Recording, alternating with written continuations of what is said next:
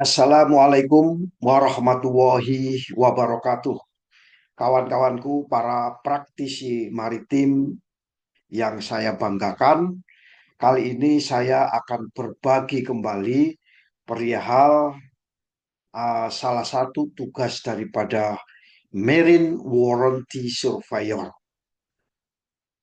Tugasnya saya skupkan lebih kecil lagi, yaitu bagaimana seorang Marine Warranty Surveyor menggunakan bahasa bahasa yang digunakan di dalam membuat suatu laporan.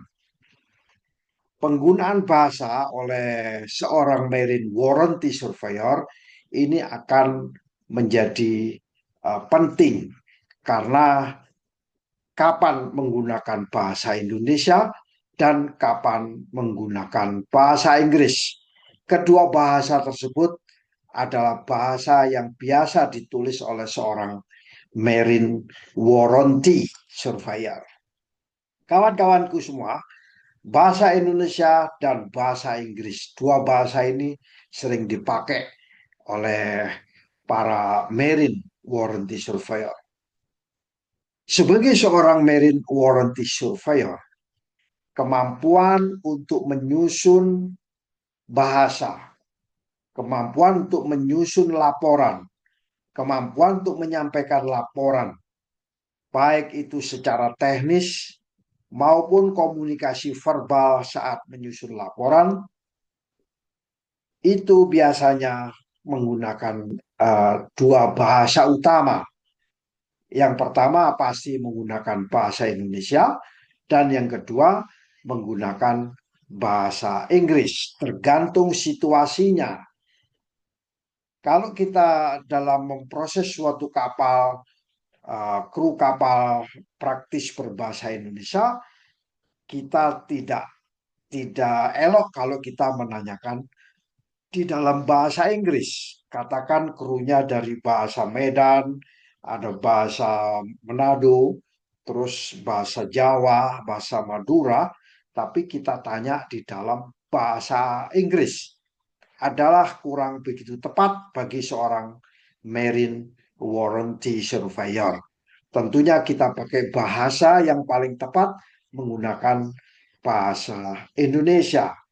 Begitu pula bila kita sebagai seorang Marine Warranty Surveyor dan kita memeriksa kapal-kapal asing dan untuk kepentingan internasional, klien-klien kita berkaitan internasional, adalah langkah yang tepat bila kita menggunakan bahasa Inggris. Jadi dua bahasa ini merupakan komponen utama di dalam menyusun suatu laporan atau bertindak. Dan kompetensi bisa menyuarakan dalam bahasa Indonesia dan bahasa Inggris adalah sangat penting. Proyek-proyek perkapalan dan proyek offshore itu melibatkan berbagai pemangku kepentingan. Katakan sipernya, ya, sipernya yang punya kapal, ship owner, pelabuhan, ya, dan berbagai pemangku kepentingan. Itu bisa saja kalau di Indonesia kebanyakan lokal, tapi ada juga kapal-kapal asing atau kepentingan internasional. Jadi bahasa Indonesia dan bahasa Inggris mana yang harus kita pakai? Satu lagi, dokumen dan laporan teknis itu yang dibuat oleh Marine Warranty harus dapat dimengerti oleh semua pihak. Kalau kita membuat laporan tetapi tidak dimengerti oleh pihak-pihak yang membacanya, maka kita kurang begitu efektif ya dalam menyusun sebuah laporan. Jadi laporan harus dapat dimengerti oleh semua pihak. Siapa itu?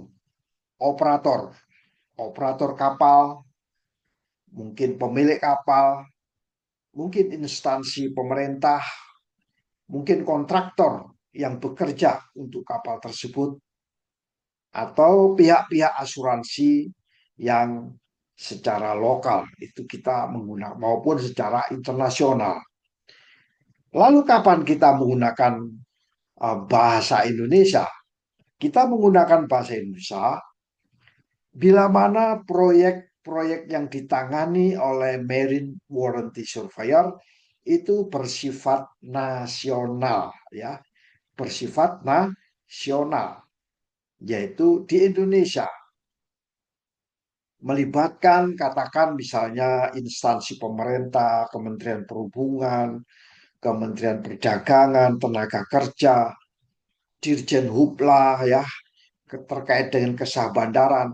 Itu alangkah baiknya kita gunakan bahasa Indonesia, atau mungkin berkaitan dengan galangan-galangan lokal di Indonesia, maka kita gunakan bahasa Indonesia. Atau berhubungan dengan operator-operator domestik, kita gunakan bahasa Indonesia. Atau berhubungan dengan kontraktor-kontraktor yang skalanya nasional Indonesia, maka kita gunakan bahasa Indonesia.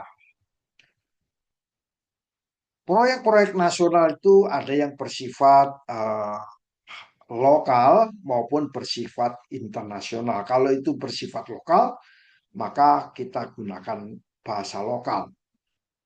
Atau regulasinya masih menggunakan regulasi lokal, maka kita pakai bahasa-bahasa Indonesia. Perizinan-perizinan pun juga kita buat dalam bahasa Indonesia. Laporan inspeksi juga kita buat dalam bahasa Indonesia. Katakan audit juga dalam bahasa Indonesia. Begitu juga pemerintah atau badan-badan pemerintah biasanya menggunakan bahasa Indonesia. Nah, jenis-jenis apa saja yang biasanya digunakan dalam bahasa Indonesia oleh Marine Warranty Surveyor? Biasanya ada namanya laporan inspeksi, ya, baik itu laporan inspeksi awal maupun inspeksi akhir. Ada juga berita acara survei, juga kita buat dalam bahasa Indonesia. Katakan kita menemukan ketidaksesuaian, maka Marine Warranty menulis laporan ketidaksesuaian dalam bahasa Indonesia. Katakan kita membuat suatu rekomendasi teknis untuk pemilik kapal, pemilik barang, pemilik lokal, maka kita gunakan bahasa Indonesia.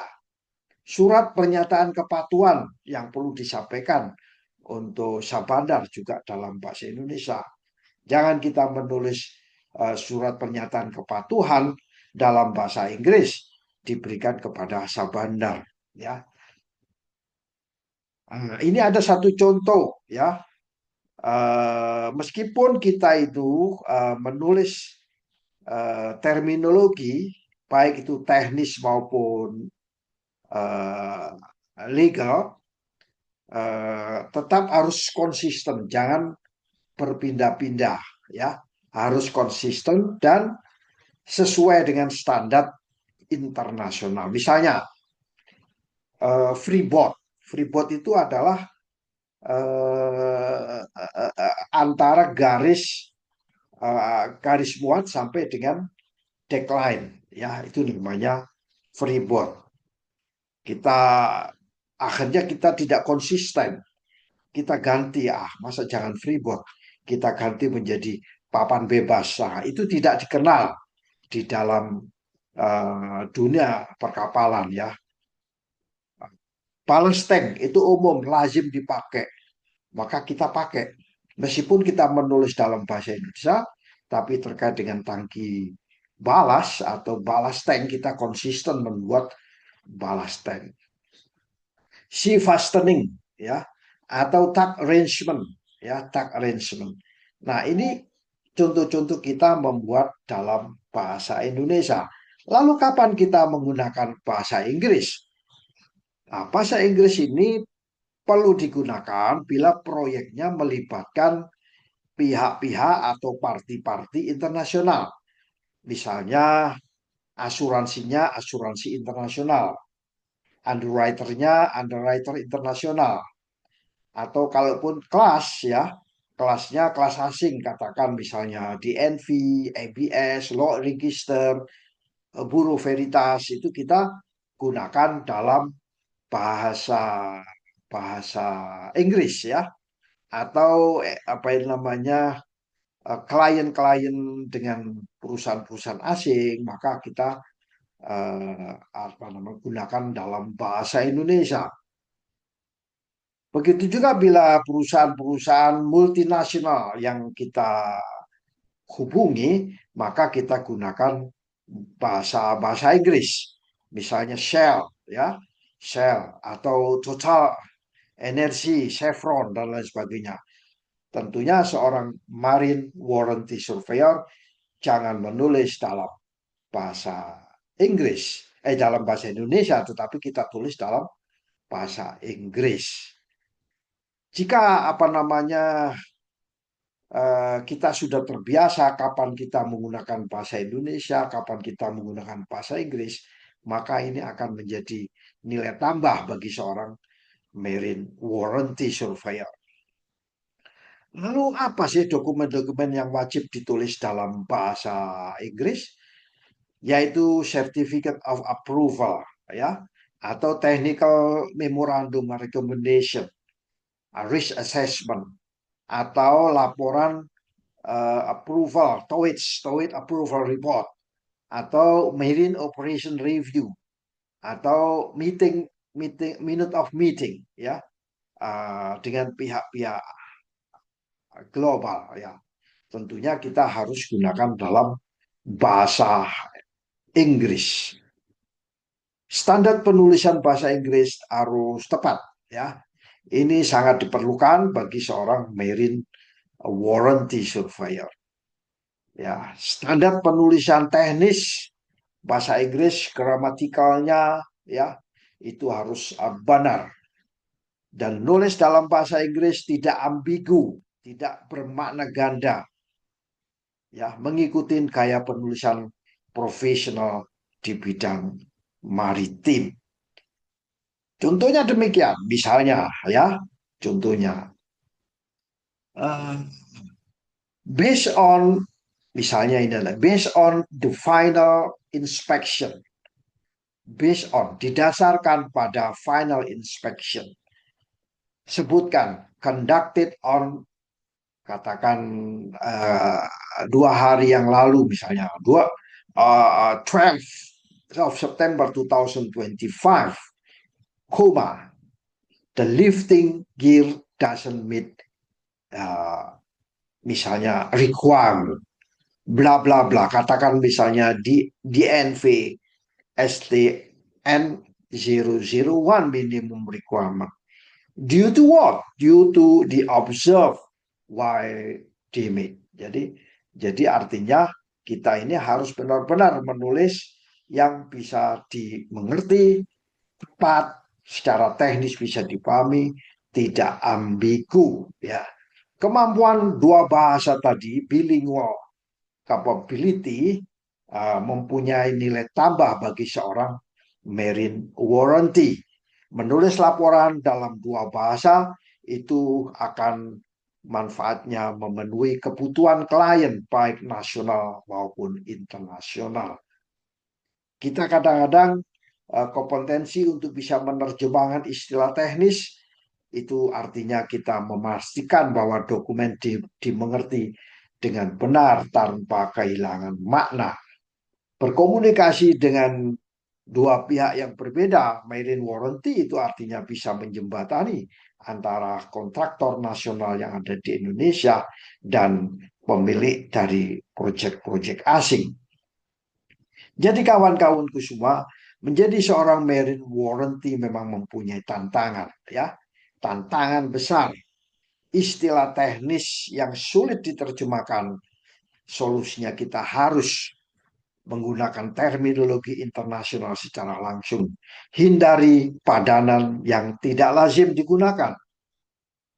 Gunakanlah bahasa-bahasa yang memang sudah standar, misalnya perbedaan bahasa formal, misalnya ikuti standar yang paling lazim di dalam penulisan teknik internasional, yaitu dari International Marine Contractor Association, yaitu report writing guide. Jadi itu bisa kita pakai. Tantangan biasanya misalnya klien meminta laporan dalam dua bahasa, maka gunakan bilingual. Bilingual misalnya judul dan isi ringkasan juga dalam bahasa Indonesia dan bahasa Inggris.